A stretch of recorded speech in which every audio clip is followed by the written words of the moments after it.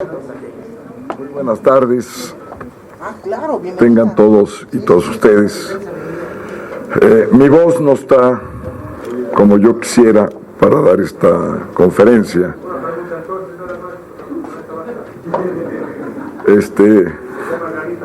Muy bien. Pero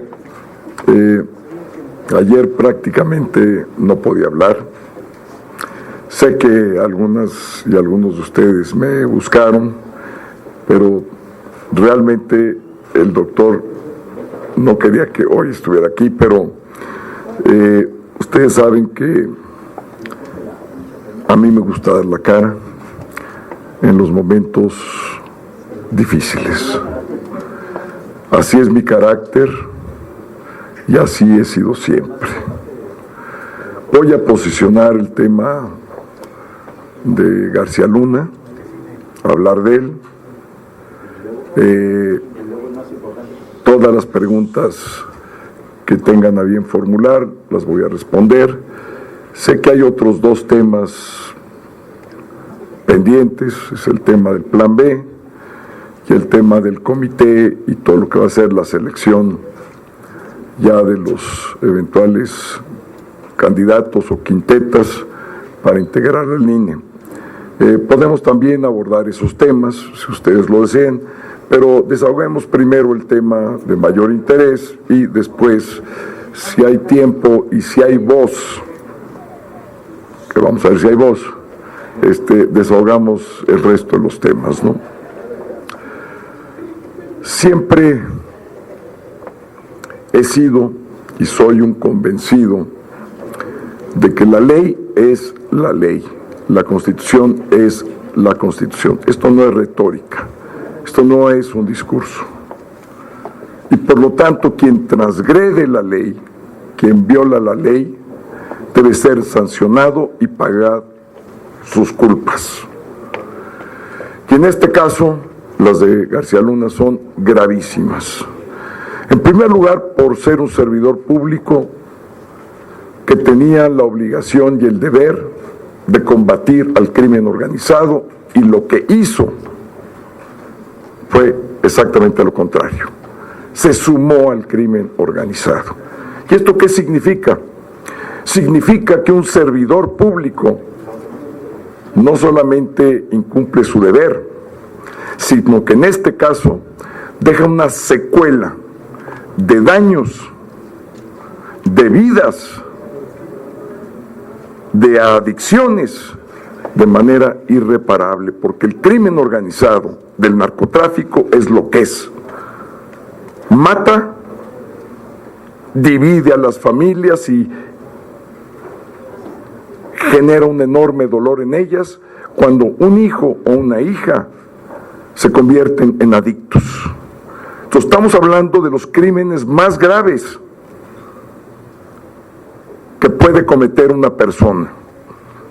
Por eso la lucha en contra del crimen organizado debe ser directa y sin cuartel, por el daño, por la pérdida de vidas y por las adicciones que rompen a familias y les cercenan la salud a quienes se convierten en adictos. Esa es la gravedad del asunto de García Luna. Me preguntan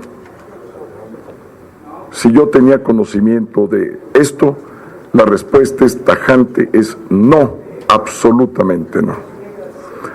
Durante los 5 años que serví como secretario de Gobernación, del 2000 al 2005, jamás tuve información de las agencias de inteligencia mexicana, que son varias, tanto las civiles como militares, como de agencias estadounidenses. Y lo quiero decir con toda claridad, pero tampoco de las agencias de inteligencia de países amigos a México. Yo les quiero recordar que durante la guerra de Irak, con la invasión americana, se esperaba un segundo ataque por las fronteras mexicanas. Y eso nos obligó a tener una información en tiempo real de todo lo que estaba sucediendo, crimen organizado, organizaciones de terrorismo, y que jamás ni el señor secretario de Estado Colin Powell, la jefa de la oficina del presidente Condoleezza Rice o el secretario de Homeland Security Tom Bridge jamás me dijeron algo sobre esto. Y quiero que quede muy claro. El señor García Luna venía de la administración pasada a la nuestra, y cuando se separa la Secretaría de Seguridad Pública de la Secretaría de Gobernación, que fue el 1 de diciembre, se transfiere todo lo que era concerniente a la seguridad pública y la parte operativa. El señor García Luna se va en ese traspaso. Se queda en la Secretaría de Seguridad Pública un tiempo y después hace su traspaso a la Procuraduría General de la República. No recuerdo la fecha de cuando se da el cambio de Secretaría de Seguridad Pública a Procuraduría General de la República. Dentro de mis funciones como secretario de Gobernación, fui el coordinador del Gabinete de Seguridad. Quien lo presidía era, por supuesto, el titular del Ejecutivo, Vicente Fox, pero para efectos prácticos, quien coordinaba el gabinete era el secretario de Gobernación, que además era su suplente por ley. Al Gabinete de Seguridad acudían solo los titulares, jamás acudió el señor García Luna, jamás. No era titular el Procurador General de la República, pero se le invitaba de cuando en cuando. ¿Quién eran los titulares integrantes del Gabinete de Seguridad en la época del presidente Vicente Fox? Secretario de la Defensa, General Vega, que en paz descanse. Secretario de Marina, el almirante Peirot, aún vive. Secretario de Seguridad Pública, Alejandro Hertz, en una primera etapa. En una segunda etapa fue Ramón Martín Huerta. Esa etapa ya prácticamente no tuve yo la oportunidad de tener interlocución en la etapa de Ramón Martín Huerta. ¿Quién más asistían como titulares? El secretario de Hacienda, Francisco Gil Díaz, el canciller, hubo 2 cancilleres igualmente, y el presidente de la República, y cuando se le invitaba al Procurador General de Justicia, General de la República. Mi trato era a nivel de titulares. Cuando deseaba yo estar informado de algo en la Procuraduría, mi trato era con el Procurador. El primer Procurador fue el general Macedo, segundo Procurador fue Daniel Cabeza de Vaca. Jamás tuve yo tratos con García Luna, él era director de una agencia, abajo de el secretario, dentro de la jerarquía, están los subsecretarios, los jefes de unidad y los directores generales. Y cada uno en la administración pública trata con sus pares. Lo que ha ocurrido es gravísimo. Y lo que debe de hacerse es aplicar la ley, pero también tomar la experiencia de esto que ha sucedido. ¿Hasta dónde están las ramificaciones del crimen organizado? ¿En qué instituciones? ¿Por qué en México los procesamientos jurídicos y ministeriales no siempre tienen la eficacia que los estadounidenses, como este caso, pero hay muchos más. Algunos de los declarantes en el caso de García Luna fueron aprehendidos en Estados Unidos, uno de ellos.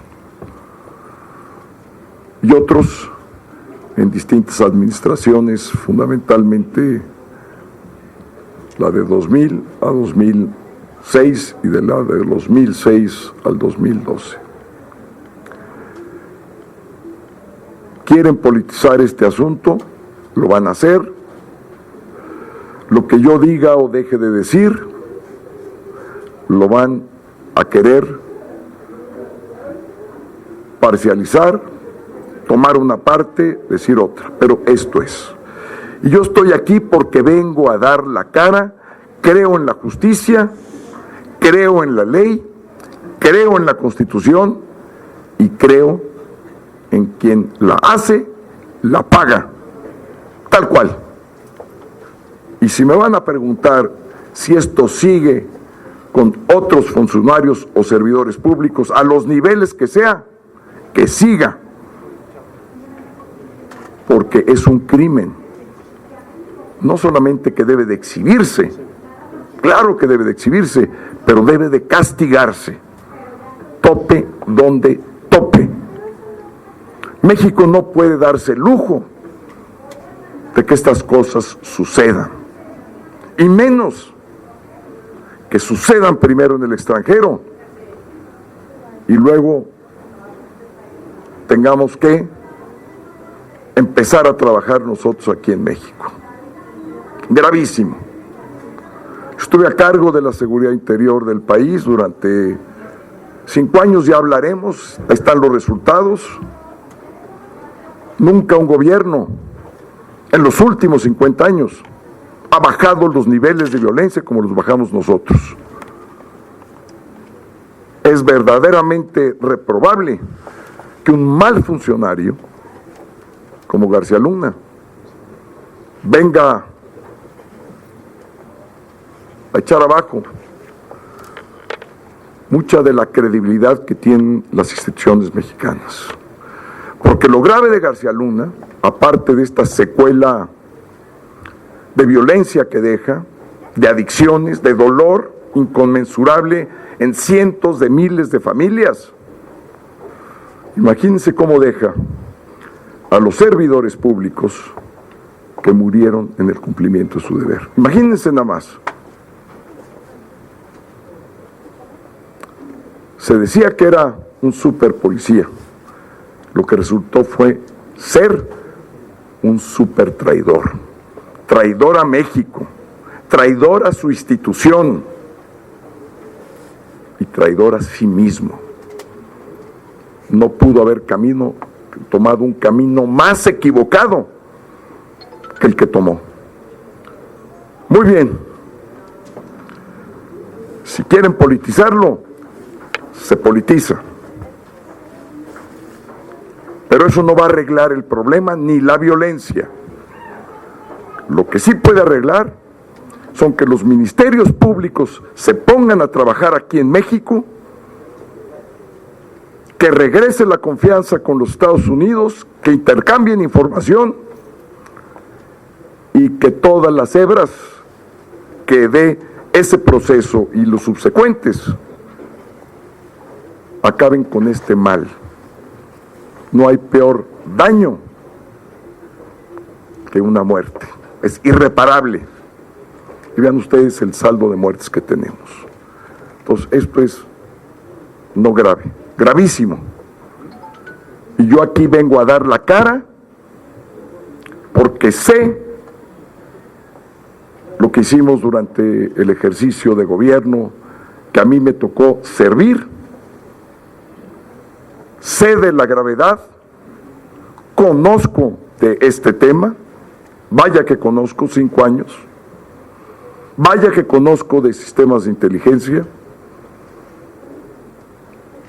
y ellos mismos, las agencias de inteligencia estadounidenses, deben de estar sorprendidas. sorprendidas. Recuerden ustedes, inclusive reconocimientos estadounidenses, colombianos, españoles. No es para descargar responsabilidad, y menos en los países que han sido amigos para combatir el crimen organizado, pero dense cuenta del problema que está enfrente de nosotros. O recuperamos la confiabilidad de México para intercambiar información y que este caso sea el caso que cierre de una buena vez por todas la corrupción, la connivencia, ese enjambre que se ha vuelto crimen organizado e instituciones. Eso es lo que tengo que decir. Estoy abierto a las preguntas que tengan a bien formular, las que sean. Tenemos enlistado a Claudia Salazar de Reforma, por favor. Buenas tardes, diputado. Sobre este tema de García Luna, entonces, digamos, se juzga lo que hizo en dos sexenios, principalmente en el de Calderón, pero ¿qué pasó después? ¿Quién sustituyó a García Luna en esa complicidad o ese contubernio con el crimen organizado?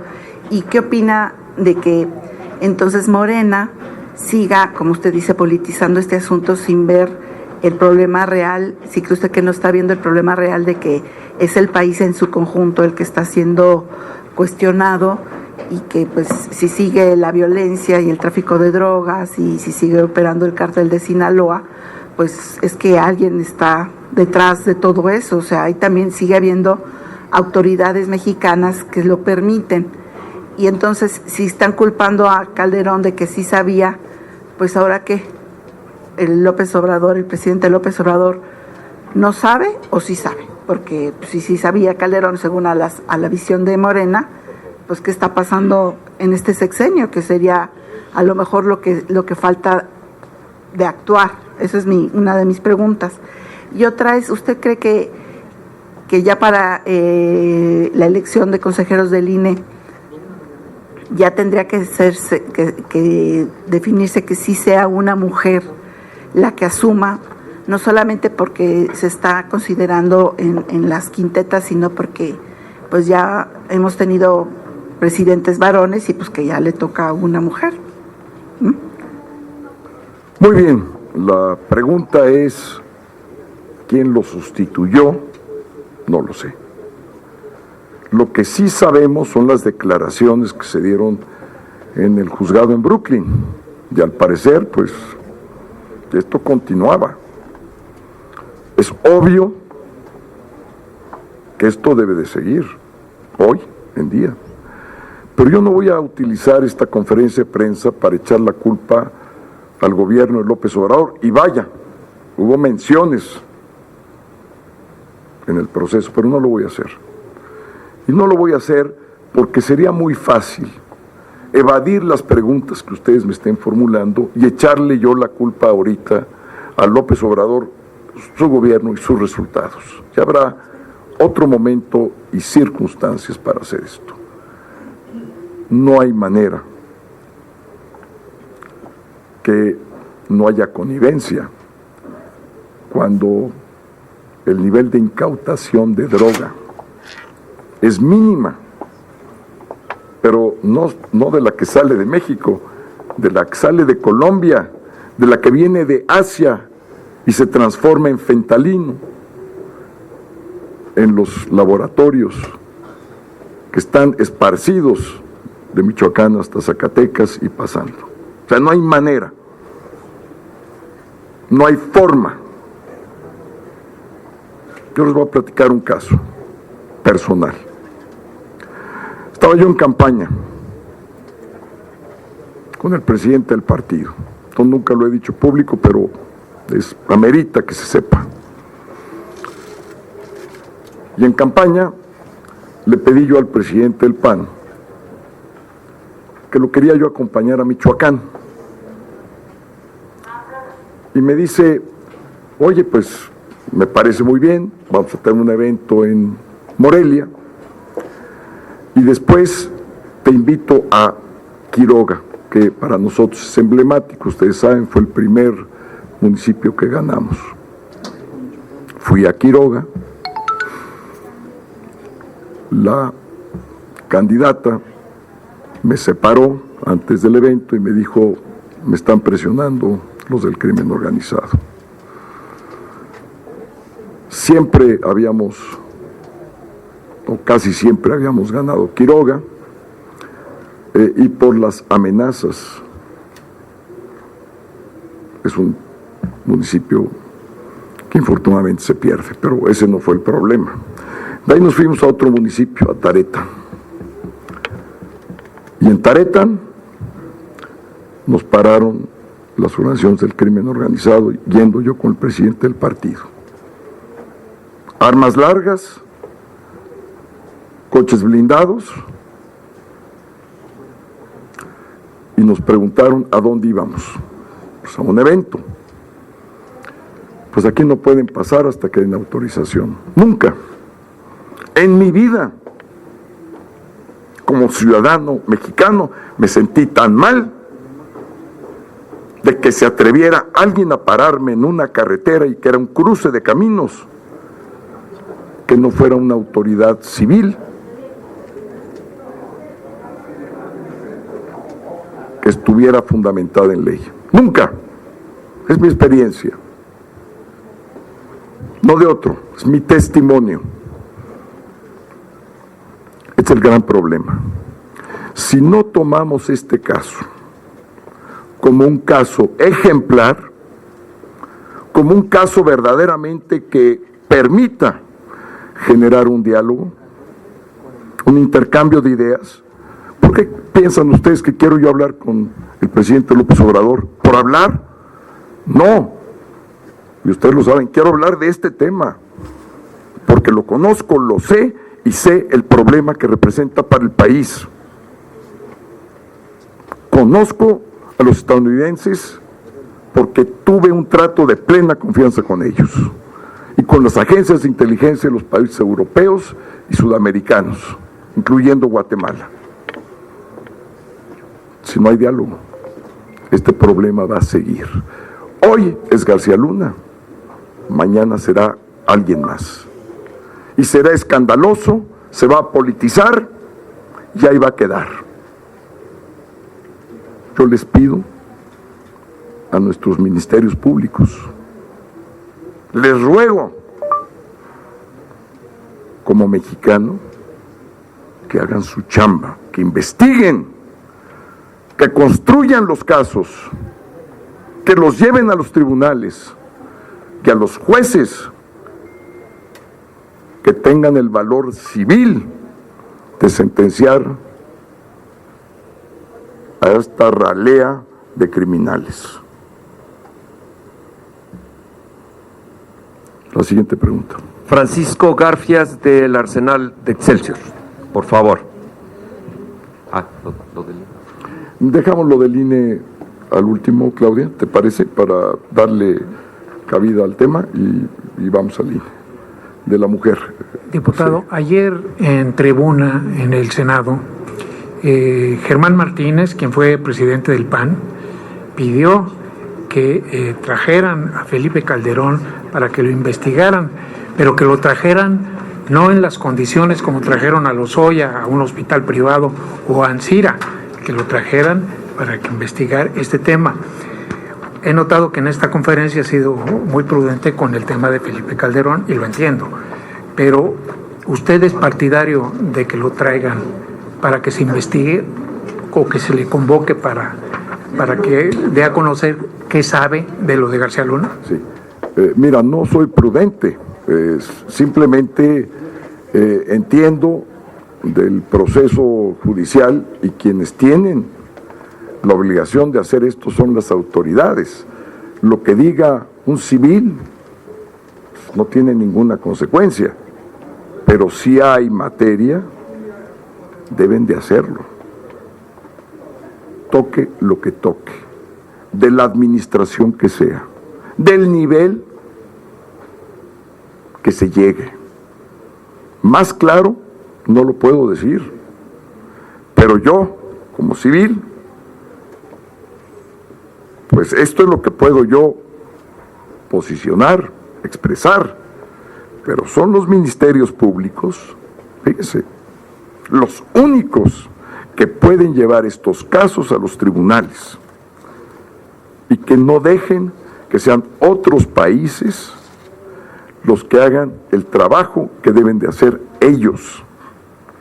Y también, ¿qué nos dice esto, Francisco? Nos dice que tenemos que revisar todos los controles de confianza, todos, absolutamente todos, hoy más que nunca. Ya pasó lo del general hace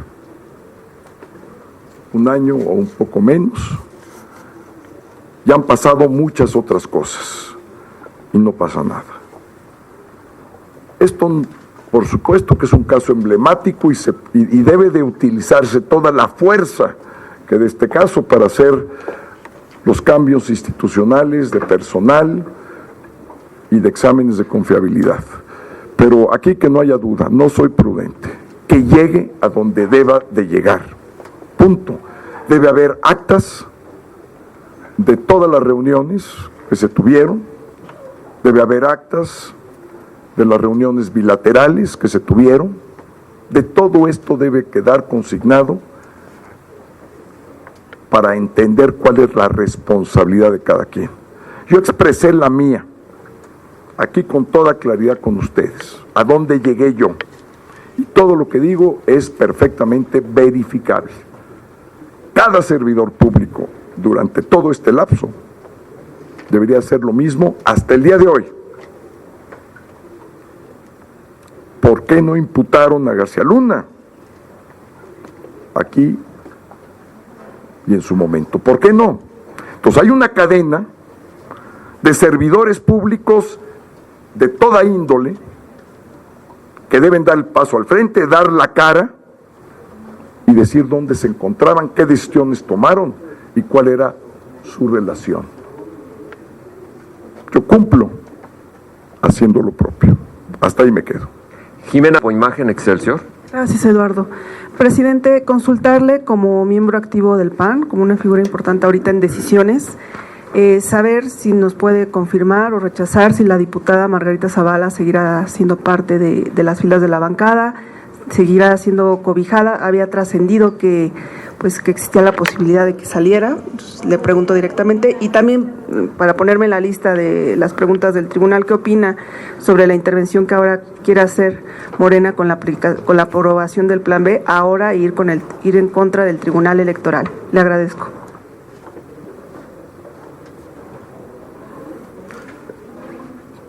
Mira, en todo esto hay responsabilidades individuales y responsabilidades individuales que pueden transformarse en colectivas. Sería, al menos para mí, totalmente sorprendente que fuera a pagar lo que no debe pagar Margarita Zavala. Yo, como su compañero,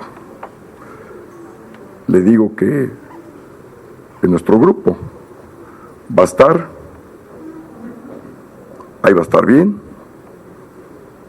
pero bajo el principio, que quede muy claro, que las investigaciones lleguen a donde tengan que llegar. Pero eso no impide acompañar en este proceso que seguramente para ella es muy complicado, independientemente de cualquier otra circunstancia. Es un momento de dificultad y yo no soy de los que dan la vuelta cuando hay una dificultad. Yo le pediría que siguiera con nosotros. Esa es la respuesta directa y clara. Margarita Nicolás, de Grupo Raza, la cumpleañera, señor. Muy bien. Buenas tardes, diputado. Preguntarte en este tema, cuando mencionabas de todo lo que pasó en los Estados Unidos con las autoridades que estuvieron antes de este proceso que se le está siguiendo todavía a García Luna. ¿Ahí qué pasó? ¿Hubo omisión por parte de las autoridades? ¿Se hicieron de la vista gorda? Porque, quieran o no, ellos también están implicados en este tráfico de estupefacientes de todos los niveles y de todas las sustancias.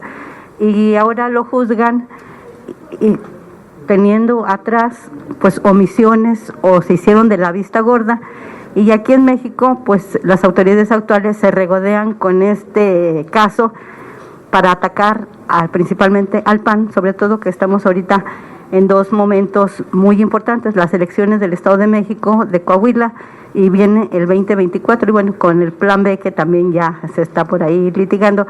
¿Qué es lo que va a pasar y cuál sería la responsabilidad actual del presidente? Porque aquí no los quieren juzgar por alguna situación muy importante, sin embargo, le dejan a Estados Unidos y aquí como que se ponen la medalla del triunfo. Muchas gracias. A ver, que estos casos suceden. No quiero restar importancia, pero es un caso de casos. ¿Me explico? Como el que le aconteció a la DEA hace un par de meses, ¿se acuerdan? Con su delegado aquí. Ahora, ¿es responsabilidad del director? Yo creo que no, me sorprendería mucho que fuera. Y si me preguntan, ¿es responsabilidad de Biden? Pues menos. Pero un funcionario importantísimo, el que cometió conductas irregulares, fue cesado de inmediato. O sea, el problema no es que estos hechos sucedan. El problema es que sucedan y no pase nada. El problema es que sucedan y no se procesen. El problema es que sucedan y no haya sanciones. O el problema es que sucedan y 10 o una década después empiecen los procesos, porque eso daña mucho. Una mala conducta de esta naturaleza, si se identifica a tiempo, Margarita, se salvan vidas, se evita mucho dolor a muchas familias. Para eso es la política, para eso es la administración pública. Entonces tú imagínate todo el tiempo que se dejó correr esta situación. Son pérdida de vidas humanas y mucho dolor para muchas familias. Elizabeth Robles, del canal del Congreso, por favor. Diputado, buenas tardes. Ay, se oye mucho. Buenas tardes. Sobre el plan B de la reforma electoral, hace unos...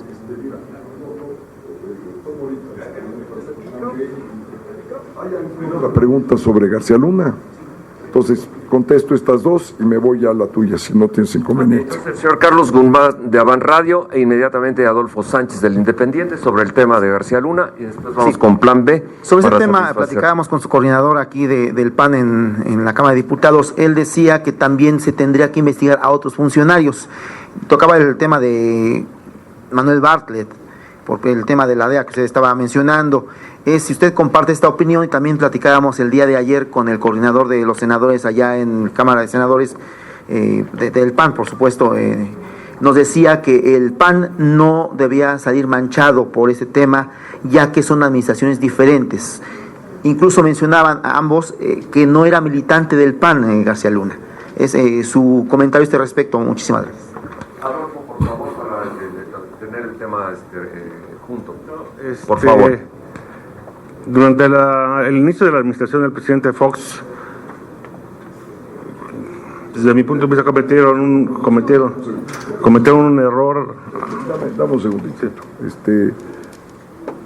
Es sobre investigar otros funcionarios, ¿verdad? Muy bien, adelante, por favor. Al inicio de la administración de Vicente Fox, redujeron al CISEN. Le quitaron facultades de investigación al CISEN y lo redujeron. No fue un error al haber quitado facultades a este organismo de investigación, a pesar de todas las críticas que traía, pero él venía cumpliendo con su función de su papel de investigación. Esa será mi primera pregunta. La segunda, Ricardo Monreal Ávila señaló antier de que a él le preocupaba mucho de que estuviéramos ya cayendo en un narcoestado por el caso de García Luna y de que el narcotráfico ya estuviera infiltrándose a otras esferas, a otros niveles del gobierno federal, y que incluso ya hubiera poblaciones que ya están completamente solos y no hacen nada las autoridades federales, locales y municipales por combatir al crimen organizado. Esas eran mis dos preguntas. Con mucho gusto. La primera es, yo creo que se debe de investigar a todos aquellos que tengan conductas que puedan constituir delitos, a todos. Yo no quiero centrar esta conferencia, como lo he dicho, en echar culpas para allá. Es una estrategia, pero no es la mía. Y habrá tiempo para decir muchas cosas. En este momento, como el asunto es grave y tiene esta dimensión, yo digo que se investiguen a todos y que la ley es la ley y que se aplique parejita. Y por eso mi convocatoria a ministerios públicos y a jueces, para que le empiecen a trabajar fuerte. Caiga quien caiga, en el límite de donde se deba de llegar. En el caso del CISEN, cuando se crea la Policía Federal, la PFP, se decide por un diseño institucional de la administración pasada a la nuestra, que toda la parte operativa se concentre en la PFP, la gente que estaba en aduanas, la gente que estaba en las carreteras, la Policía Federal de Caminos, la Policía Fiscal, y dentro del CISEN había un grupo operativo donde estaba García Luna. Entonces, en ese grupo operativo pasó a la organización de la Policía Federal en el 1 de diciembre. Pero esto no te responde tu pregunta.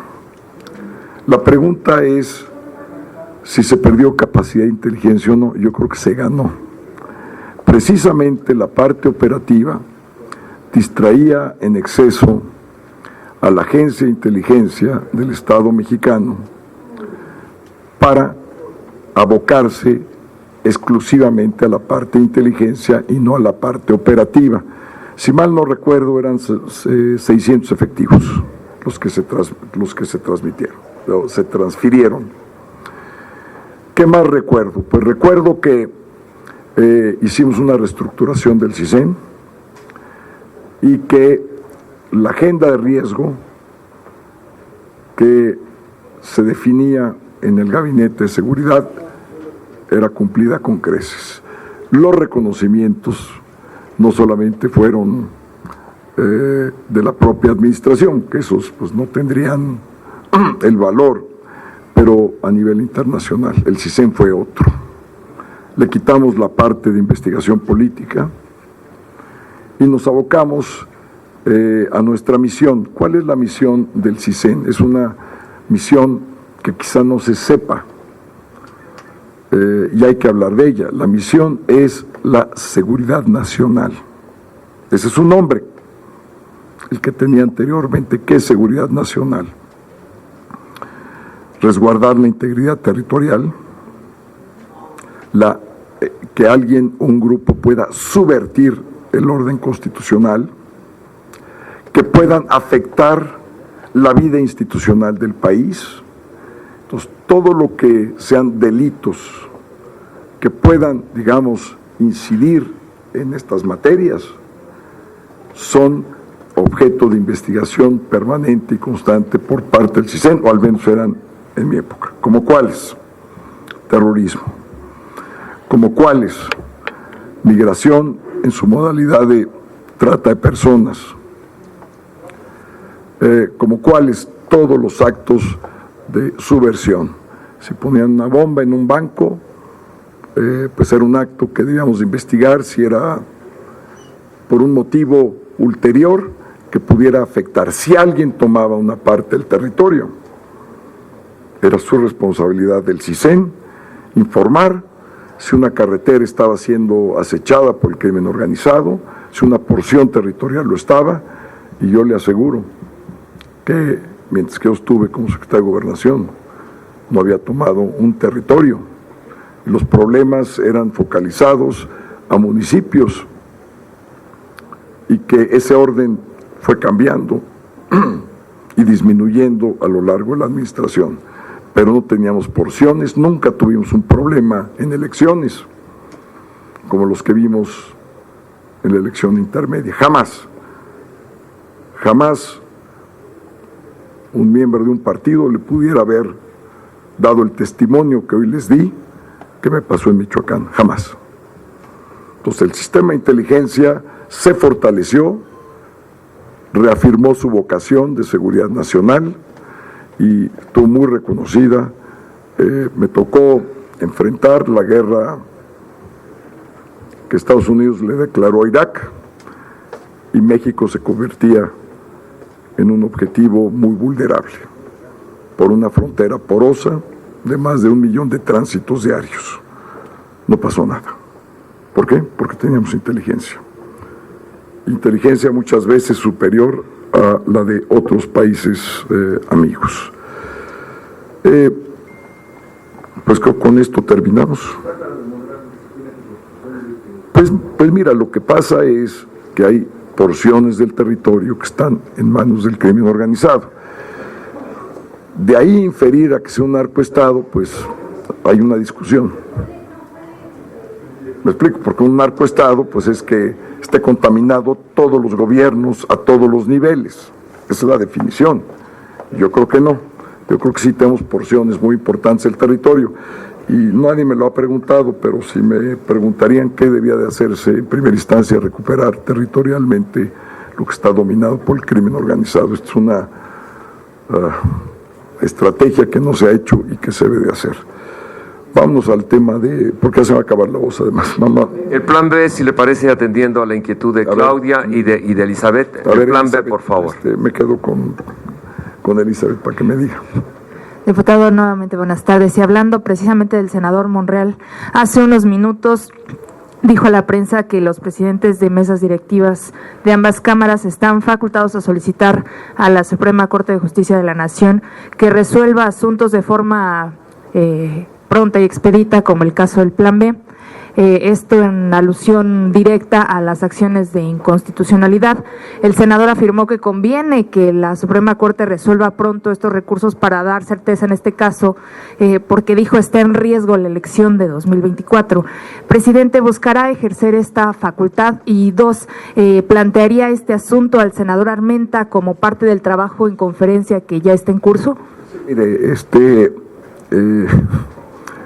me extraña que a estas alturas del partido el Senado no haya ejercitado su acción constitucional de atención prioritaria, así se llama.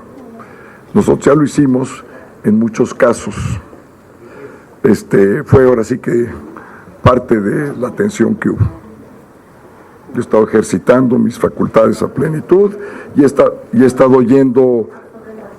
No, y la respuesta es muy clara, porque todavía falta promulgarse. El primer paquete de comunicación, las acciones traían la suspensión, y la suspensión estaba solicitada precisamente por 2 elecciones, Edomex y Coahuila, y estamos nada más esperando. ¿Por qué? Porque, uno de los problemas jurídicos es que hay que ver esto de manera integral. Se puede ver por separado.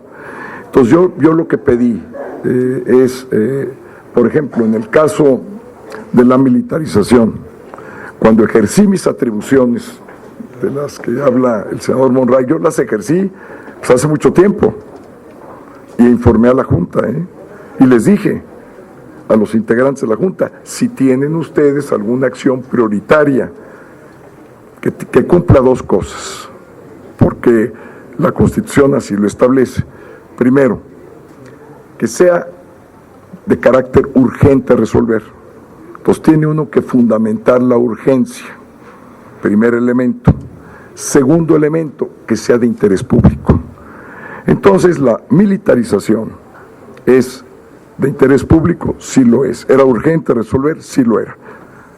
Hice yo el escrito, yo mismo lo hice, lo redacté, lo firmé y mandé presentarlo a la Corte. Lo recibió el presidente Saldívar, me habló por teléfono y me dijo que lo iba a poner en el Pleno. Lo volví a ver y no lo había puesto en el Pleno. Entonces le insistí, le dije, esto es urgente y es prioritario. Y atendió mi solicitud, lo puso en el Pleno y fue aprobado por unanimidad. Si no lo ha hecho el Senado, pues que lo haga. Ahora, ¿qué es lo que estamos esperando? Que se promulgue, porque es para poder tener una visión integral, no solamente de 2 leyes, sino de las 6 completas. No es que no se vaya a hacer, se va a hacer, pero se va a hacer de manera integral. Y otra vez es, si algún grupo parlamentario tuviera interés que cumpliese con estos 2 requisitos, interés público y urgencia, esta presidencia no va a ser obstáculo para pedirle constantemente los temas que sean y que tengan estos méritos a la Corte. Estoy en comunicación plena, constante, con la presidenta de la Suprema Corte de Justicia, que ha sido muy diligente, y quiero aquí reconocer, y el diálogo sumamente fluido que hemos tenido y que habremos de mantener hasta el 1 de septiembre, que esté yo a cargo de la presidencia de esta Cámara. Así terminamos, compañeros. Muchas gracias. ¿Alguien más? Muchas gracias. Había una No, absolutamente no. La Junta, y esto va a contestar algo del Plan B, la Junta está en este momento valorando la respuesta, esta última respuesta del tribunal, pero no ha llegado aquí a la Cámara. Porque yo lo que les dije, a ver, antes de discutir, dénmela. Y denme oportunidad de sentarme un par de horas con expertos. Yo ya estoy medio empolvado en asuntos electorales, pero tengo expertos que si saben, te digo, déjenme leerla, y podemos actuar en consecuencia. Entonces, todos están haciendo lo que yo estoy esperándola. Entonces, es momento ahorita, esto es lo importante, porque es clave que se resuelva bien. Entonces, esa razón, llegamos a esa conclusión que lo mejor era esperar para poder dar una respuesta lo más pronto que sea posible y que podamos tener el documento por parte del tribunal. Yo no lo conozco, lo que conozco es por ustedes, o sea, por los medios. No he visto el documento, no he tenido la oportunidad de leerlo. Llegue una mujer, pero sobre todo considerando que ya ha habido hombres en el presidiendo el instituto, que ya le toca a las mujeres llegar a ese, ese grado de si tú me lo preguntas, digamos, en lo personal te digo sí, por supuesto, pues claro que sí, digamos, para tener un balance paritario, pero el tema no es ese. O sea, ese es otra discusión que no es la que vamos a tener. Es si el Tribunal Electoral puede, en un tema de esta naturaleza, meterse con la soberanía de la Cámara y decidir qué debemos de hacer. A ver, una cosa sería que nosotros reformáramos nuestras leyes internas y generáramos un proceso de paridad o una fórmula de paridad, digamos, a todos los niveles. Si tú me lo preguntas, ¿eso es correcto? Yo creo que sería correcto. Lo que yo ya tengo mis dudas es que se meta de esta manera a decisiones de una soberanía. Ahí es donde está la discusión, no en otro lugar. Precisamente no se garantizaron los derechos de las mujeres y que entonces alguien impugna y el tribunal pues le da la razón de que la Cámara no generó las condiciones para que en efecto una mujer llegue y esté garantizado que una mujer llegue al cargo. Sí. No, Claudia, yo creo que tienes razón en la causa. Esa es la causa. ¿Es una causa legítima? Sí, sí lo es. Sí. No, y tienes toda la razón. En ese punto tienes la razón. La discusión es quién está facultado para corregir, digamos, el desequilibrio que existe en la Cámara. Ese es el punto. Y ahora, este no es un punto subjetivo. ¿Qué dice Santiago Krill? No, es que dice la Constitución. Y la Constitución, pues no le da esas facultades al tribunal. ¿Me explico? Entonces, estamos tratando de ver cómo se puede cumplir sin mermarnos nuestras facultades.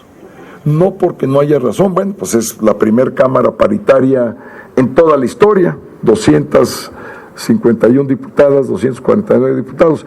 Ese no es el tema, y si ustedes ven las comisiones, pues más o menos hay paridad, digamos, en presidencias, y en la Junta y en la mesa directiva, ni se diga, en la mesa directiva soy el único que hay. Sí, no, por eso, a ver, no, es una discusión que si la avanzo la tengo perdida. ¿Me explico? No voy a discutir algo que además estoy yo. No, tiene razón. El problema es la vía. En eso tienes razón y yo te acompaño en eso. Diputado, ¿estás coincidido con Antonio que dice que se está pasando el tribunal? Dice que se está extralimitando. Es que yo lo que quiero ver antes de llegar a esa conclusión, disculpen. Tengan cuidado. Lo mío es faringitis, no vayan a pedir. Ya me hice las pruebas y si no estaría yo de irresponsable aquí. No, y ya nadie he querido ni saludar de vez, nada más Margarita fue espontáneo. Pero tenlo por seguro que no pasa nada. No, por supuesto que no. Entonces, una vez que tenga, otra vez vengo aquí y les doy mi punto de vista, viendo los documentos. Pero en lo otro, pues, conmigo ha contado. Les recuerdo una cosa, llego yo a la Secretaría de Gobernación y había una instancia de atención a las mujeres y otra instancia para combatir la discriminación. De las primeras cosas que hice fue crear el Instituto Nacional de las Mujeres. Lo primero, separarlo de Gobernación, darle su autonomía y hacer que se hicieran los nombramientos de una manera independiente. Y lo segundo fue, se llamaba, ayúdenme, el Instituto en contra de la discriminación, que presidió por vez primera Gilberto Rincón Gallardo. ¿Cómo se llamaba el instituto? CONAPRED. Fue lo segundo que hice. Saqué al CONAPRED y me decía Gilberto, y ahora aquí tienes tu presupuesto y ahora es tu responsabilidad. Igual con el Instituto Nacional de las Mujeres. Son hechos 2001. O sea, hace 22 años. Estoy en esto. Gracias. Buenas tardes, compañeros. A todas y todos ustedes. Muchas gracias. Espero tener mejor voz el próximo martes.